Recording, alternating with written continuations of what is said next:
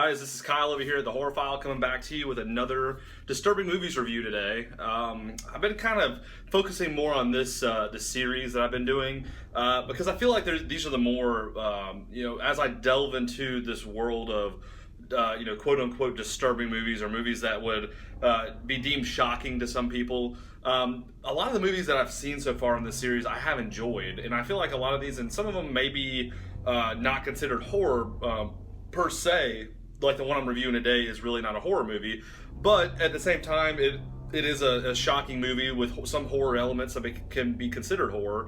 Not necessarily horror as the fact that slashers as in Friday the 13th and things of that nature, but horror as in things that people would not expect to happen in a movie, or unexpected twists, or certain things that may be very shocking to see.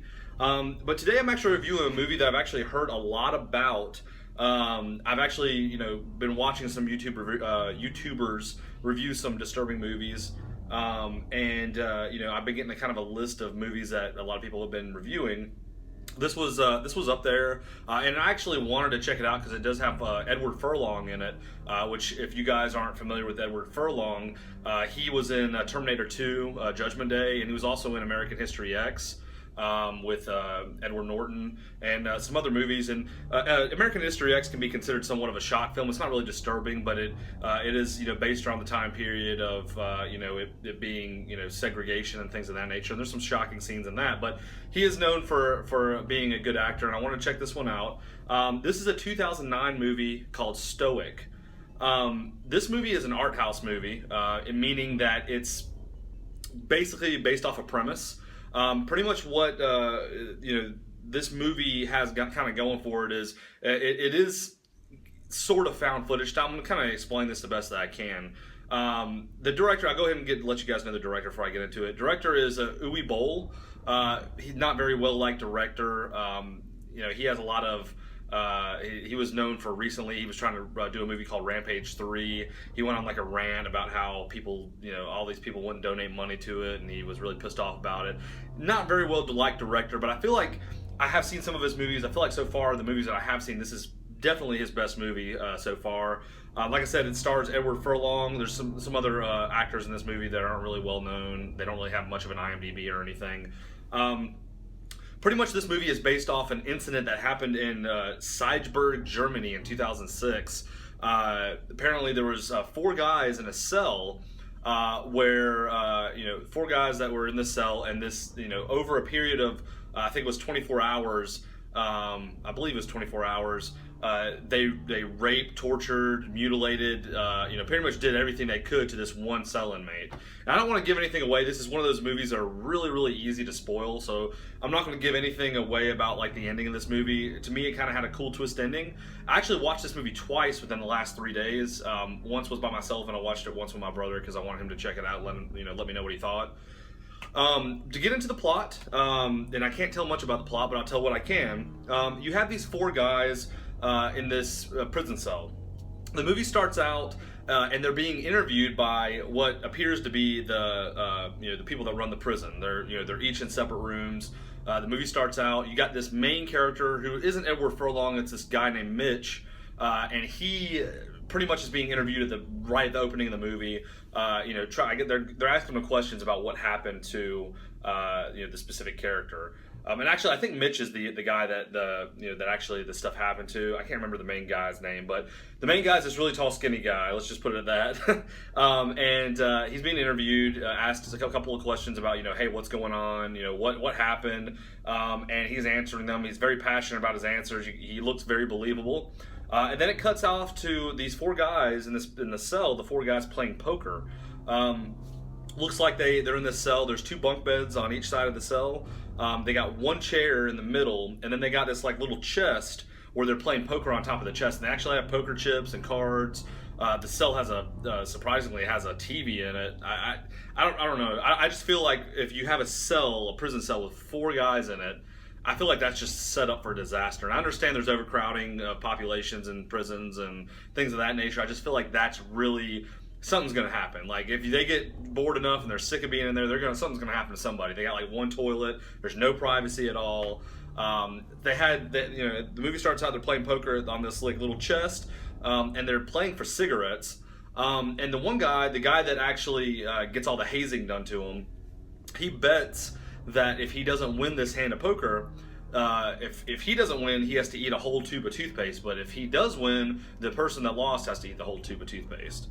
And they're betting cigarettes as well on top of that. So movie starts out, there's kind of a lot of animosity, it seems like, toward this one guy, the guy that all this stuff happens to. They're kind of like, I guess he's kind of a weird guy. He's very quiet, and they are trying to play this game, and he's just being quiet. He keeps winning every single game, and they're kind of getting irritated at him.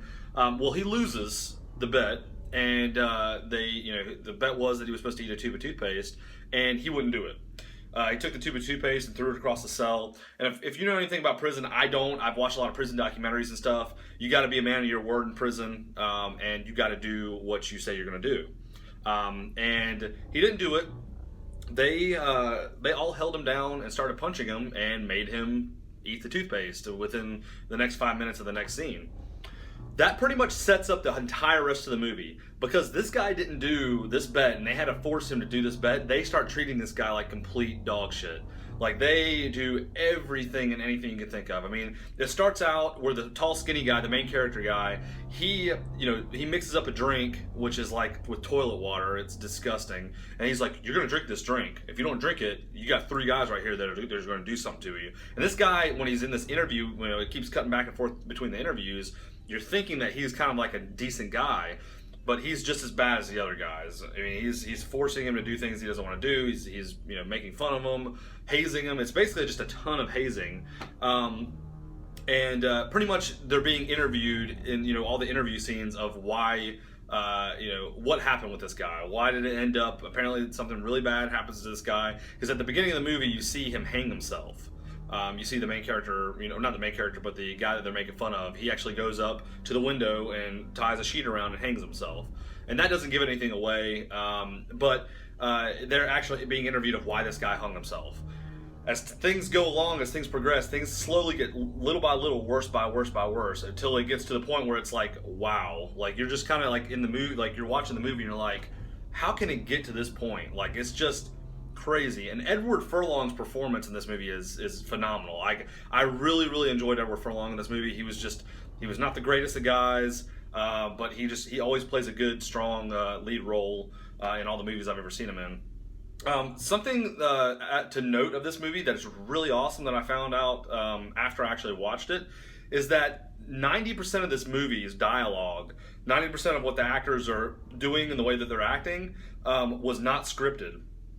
They're making up pretty much 90% of the dialogue and the things that are going on in the movie. Pretty much they were, from what I'm assuming, is they were told this situation, what happened at this prison, and they were like, you're going to have to just pretty much act this out. And there was no real, there was some script to the movie, but 90% of it was all just entirely improvised. So I thought it was really cool. That shows a lot about the actors that are in this movie, that they're very well-rounded. So yeah, my thoughts on the movie. I enjoyed this movie a lot. I did find certain elements of this movie to be very disturbing. I really did. It really did do somewhat of an impact on me. After I watched it, I was just like, it's one of those movies that the movie gets over and you're like, geez, like, I was just like, wow, like, that's some crazy stuff. Like that movie, honestly, this movie should be shown to any kid that turns 17 or 18, in my opinion, that is kind of going down the wrong path, and said, this is what could happen to you in jail. This is possibly what could happen to you in jail. You do not want to, continue to go down the path you're going down.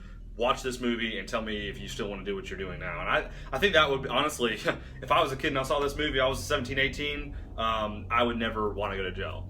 I would give this movie, I definitely would give this movie a solid 7.5 out of 10.